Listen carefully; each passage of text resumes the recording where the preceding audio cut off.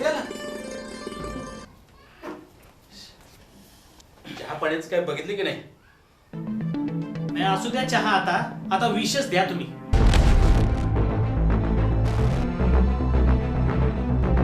अहो काय बोलताय काय तुम्ही?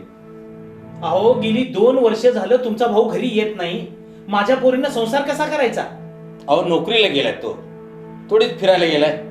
हो, नोकरी माहित आहे मला, पण नोकरीचं नाही, पण आम्ही त्याला फोन करून समजावतोय, सांगतोय त्याला ये म्हणून.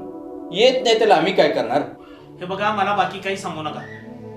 मीही वकिलाचा सल्ला घेतलाय. मी माझ्या लेकीला घेऊन जाणार. अहो नेमकं घडलंय काय ते तरी सांगा. अहो असं काय बोलताय तुम्ही? बाबा, काय बोलता तुम्ही हे?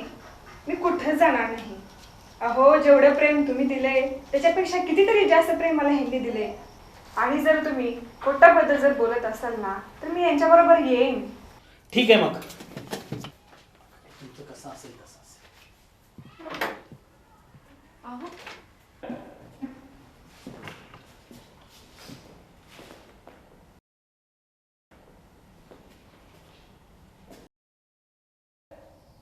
नाव सांगा तुमचं कोर्टाला. अजय जाधव. व्यवसाय काय करता? सब खाजगी कंपनीत मी एक्झिक्युटिव्ह मॅनेजर आहे. हे लग्न कधी झाले तुमचं? 3 वर्षापूर्वी. हां, कुठं झालं लग्न? सब सांगोल्यात झालं. सांगोला. आता लग्नानंतर हे पत्नी तुमची कुठं आली राहिला? आमच्याकडे आहे सर. तुमच्याकडं. मला एक सांगा, हे लग्नामध्ये खर्च कुणी केला सगळा लग्नाचा? तिच्या घरच्यांनी केलं सर. घरच्यांनी. आता हा खर्च करत असताना असं काय घडलं का हो की तुमचा मानपान करणी धरणी याच्यामध्ये या पत्नीकडून, पत्नीच्या पार्टीकडून काय कमी केलं गेलं, असं काय झालं का हो? नाही सर, असं काही झालं.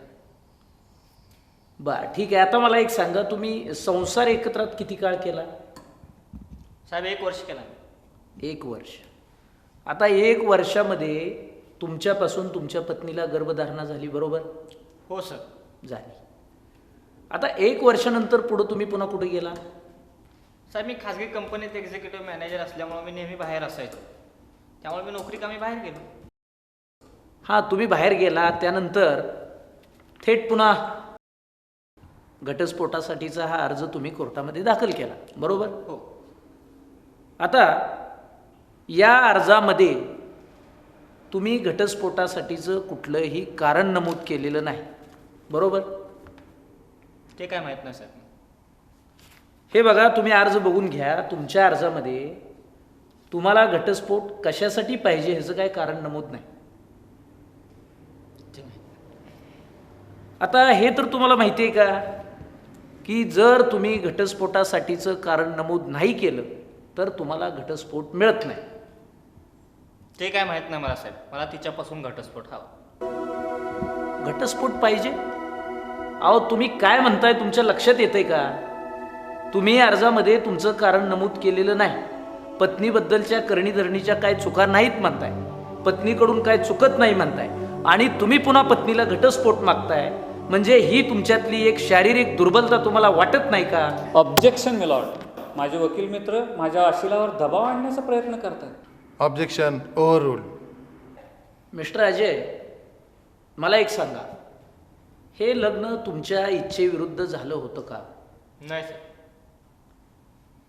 आता मला एक सांगा, जर तुमच्या इच्छेविरुद्ध लग्न झालं नाही, घटस्फोटाला कुठलंच कारण नाही, अशा परिस्थितीमध्ये या कुटुंबाबद्दल तुमची काय जबाबदारी बनते याचं तुम्हाला भान आहे का? हो वकील साहेब.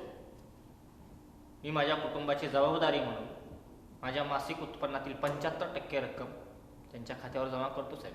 अरे बाबा, 75% रक्कम भरली म्हणजे जबाबदारी संपला असा अर्थ होतो का?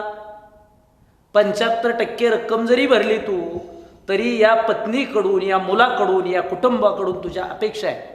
समाजात त्यांना जगायचं आहे, उंच मान करून जगायचं आहे. ते बाकीचं काही माहीत नाही मला वकील साहेब.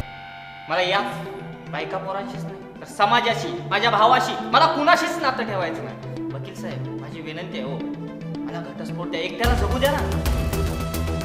मला एक सांगा, तुमचे काय विवाहबाह्य शारीरिक संबंध वगैरे आहेत का? नाही सर. नाही साहेब, मला एक समजत नाही, या माणसाचे विवाहबाह्य संबंध नाहीत, हा माणूस घटस्फोटासाठी कुठलंही सबळ कारण सांगत नाही, आणि अशा परिस्थितीमध्ये जर या माणसानं असा अर्ज मेहरबान कोर्टात दाखल केला तर या माणसाला हा घटस्फोट मिळू शकतो का, हा प्रश्नचिन्ह आहे याच्या पुढे साहेब. Objection milord. माझे वकील मित्र माझ्या आशिलावर दबाव आणण्याचा प्रयत्न करत आहेत. माझं म्हणणं असं आहे, हे तुमचा अर्ज आहे ना, पूर्णतः बिनबुडाचा आरोप करणारा खोटा आणि बनावट अर्ज आहे. यामध्ये माझ्या अशिलाचा कसलाही दोष नसताना तुम्ही हा तुमची शारीरिक दुर्बलता लपवण्यासाठी पूर्णतः खोटा अर्ज केला आहे. म्हणून माझी न्यायालयास विनंती आहे की यांच्या अर्जाचा विचार करून माझ्या अशिलास न्याय द्यावा आणि यांचा अर्ज खर्चासह नामंजूर करावा. That's all my Lord.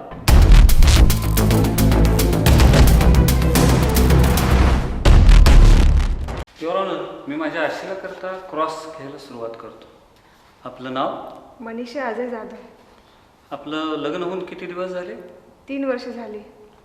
आपल्या नवऱ्याला काही व्यसन? नाही, त्यांना कोणतंच व्यसन नाही. आपलं नवऱ्याबरोबर कधी भांडण वगैरे? नाही. आपला नवरा किती वर्ष आपल्यापाशी राहिला? साधारणतः 1.5-2 वर्ष झाली. आपण जे सांगितलं की 1.5-2 वर्ष राहिला, हे 1.5 वर्ष न राहण्याचं काही कारण समजू शकेल? नाही, मला माहीत नाही. आपण तर त्यांच्या पत्नी आहात युअर ऑनर. ह्या तर पत्नी आहेत त्यांच्या, आणि त्यांना कारण माहिती नाही 1.5 वर्ष का वेगळे राहत होते ते? नाही सर, मला माहीत नाही. घटस्फोटाची नोटीस तर यांनीच दिली होती. एकतर तुम्ही तुमच्या नवऱ्याला सुखी ठेवण्यासाठी असमर्थ आहात, त्याचप्रमाणे तुम्ही तुमच्या नवऱ्याला परावृत्त करताय तुमच्यापासून, आणि त्याची इस्टेट लाटायसाठी तुमचे प्रयत्न चालू आहे. आणि याचं कारण म्हणजे हेच की 75% रक्कम त्याची जी आहे पगारातली ती तुम्ही त्यानं द्यावी तुम्हाला, म्हणून त्याला मजबूर केलंय. Objection milord. माझे वकील मित्र माझ्या आशिलाविरुद्ध खोटे आरोप करून तिचं मानसिक खच्चीकरण करायचा प्रयत्न करतायत. माझी मेहरबान कोर्टास विनंती आहे की असे प्रश्न त्यांनी तिला पुन्हा विचारू नयेत, अशी सक्तीची ताकीद देण्यात यावी. Objection sustain. जज साहेब, मला यांना काही प्रश्न विचारायचे आहेत. आत्ता जे काही वकील साहेब बोलले हे खरं आहे का? खोटं आहे.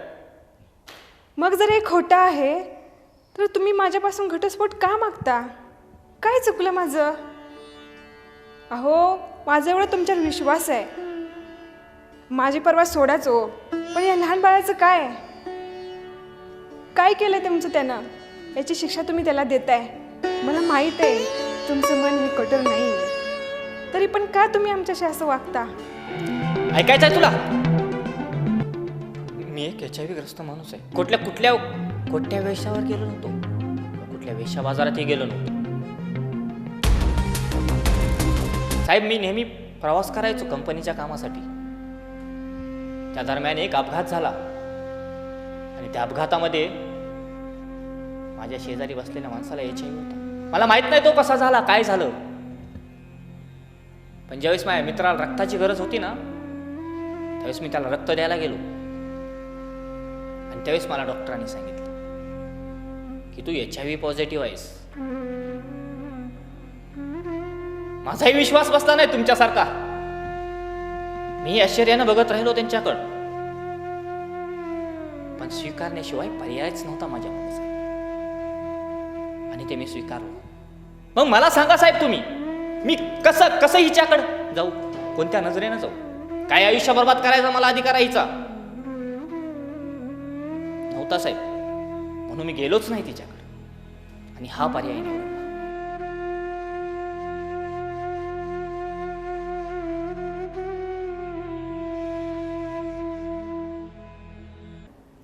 मला वाटतं तुमचा मार्गच चुकीचा आहे. अहो, मला सांगा, आज या जगात अशा अनेक व्यक्ती असतील की जे यापेक्षा दुर्धर आजारांना बळी पडलेले असतील.